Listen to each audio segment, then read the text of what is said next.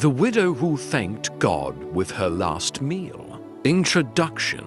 There are moments in life when faith is tested beyond what seems humanly possible. It is easy to thank God when the table is full, when the bills are paid, and when life is moving smoothly. But what happens when there is only one meal left? What happens when the cupboard is empty, the bank account is dry, and tomorrow looks darker than today? This is the story of a widow named Martha, a woman whose life was marked by hardship, loss, and uncertainty. Yet in the middle of her deepest struggle, she made a decision that would change everything. Instead of complaining, instead of giving in to fear, she chose to thank God with her very last meal. What happened afterward became a testimony that inspired an entire community and reminded everyone that gratitude can open doors that fear keeps shut. Sit back, listen closely, and let this story encourage your heart. Chapter 1. The small town of Maple Creek. In the quiet town of Maple Creek, life moves slowly. Everyone knew everyone. Children rode bicycles along dusty roads. Neighbors greeted each other from their porches. The town was simple but peaceful.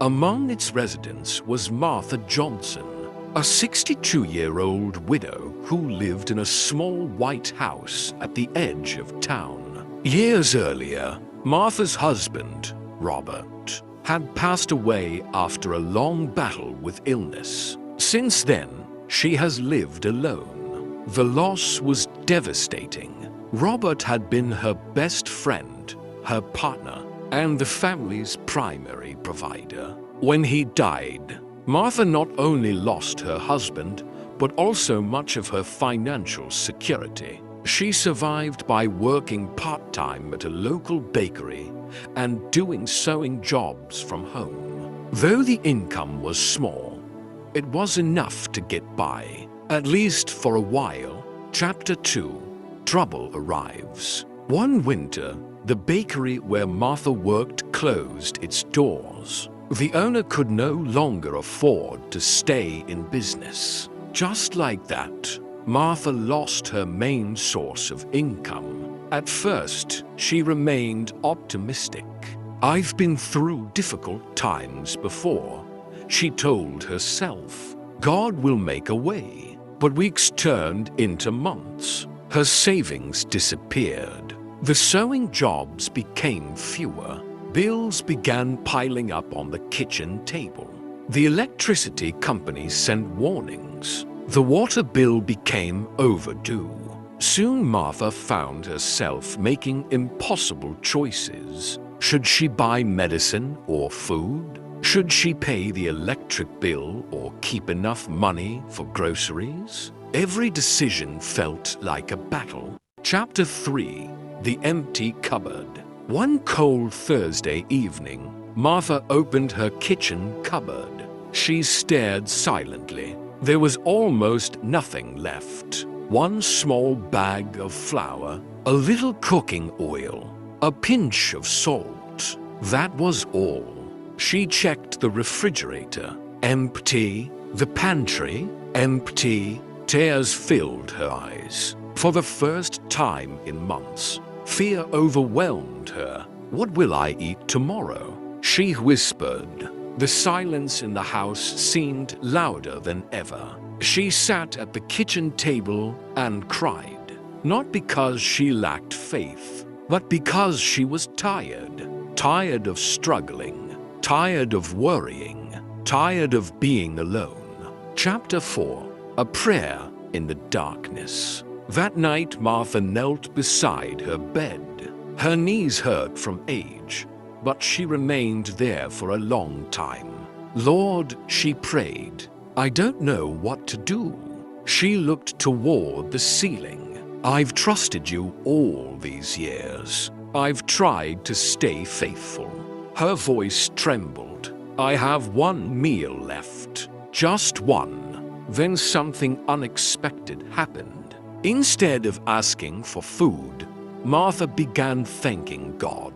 She thanked him for her late husband. She thanked him for the years they shared. She thanked him for the roof over her head. She thanked him for every blessing she could remember. By the time she finished praying, her tears had stopped. A strange peace filled her heart. Chapter 5. The Last Meal. The next morning, Martha woke up with a calm spirit. She used the remaining flour, oil, and salt to make a few small biscuits. As the aroma filled the kitchen, she realized something. This was all she had left. After this meal, there would be nothing. Yet instead of fear, gratitude filled her heart. She placed the biscuits on a plate. Then she bowed her head. "Father," she said, "thank you for this meal." She smiled. "Some people have more than I do.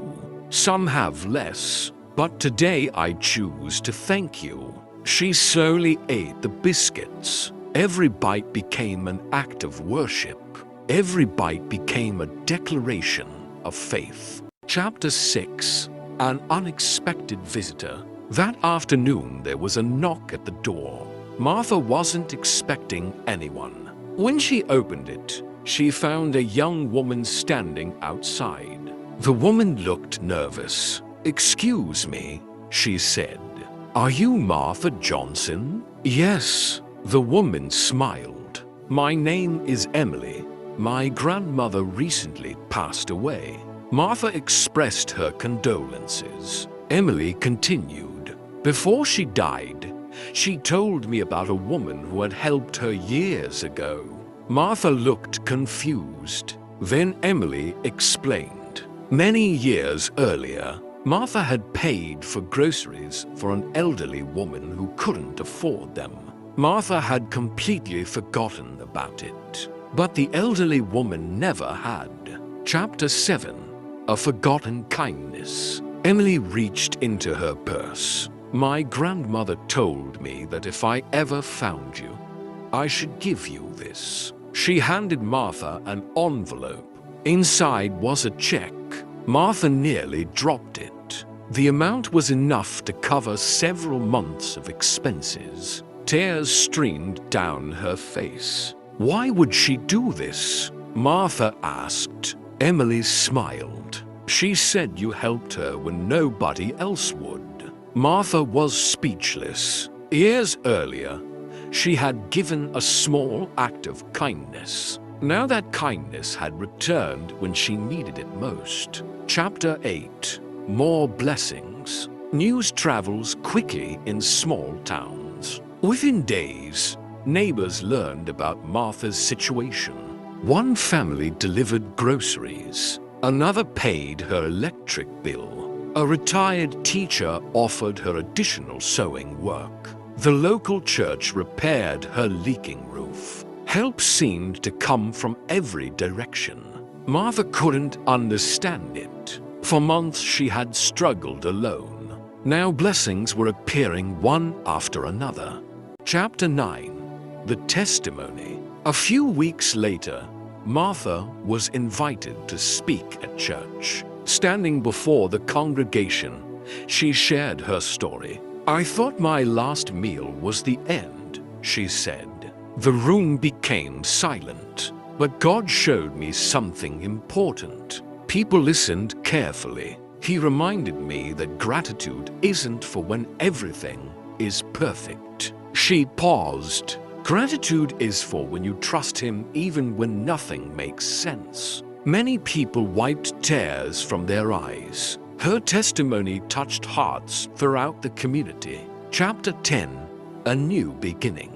Months passed. Life slowly improved. Martha found steady sewing work. The church hired her to make decorations and banners for community events. Her finances stabilized, but something inside her had changed forever. She no longer measured God's goodness by her circumstances. She measured it by his faithfulness. Whether she had much or little, she chose gratitude. Whether life was easy or difficult, she chose faith. And that choice transformed her life. Conclusion: the power of gratitude. The story of Martha teaches a lesson many people spend their entire lives learning. Faith is not proven when abundance surrounds us. Faith is proven when there seems to be nothing left. The widow thanked God with her last meal because she believed. God's provision did not end where her resources ended. And she was right. Sometimes miracles arrive immediately. Sometimes they arrive through people. Sometimes they arrive through opportunities. But they often begin with a heart that chooses gratitude before the breakthrough appears. If you are facing a difficult season today, remember Martha's story. The cupboard may look empty. The future may seem uncertain. But gratitude has a way of opening our eyes to possibilities we cannot yet see. And often, just when it feels like the last meal has been eaten, God begins writing the next chapter of the story.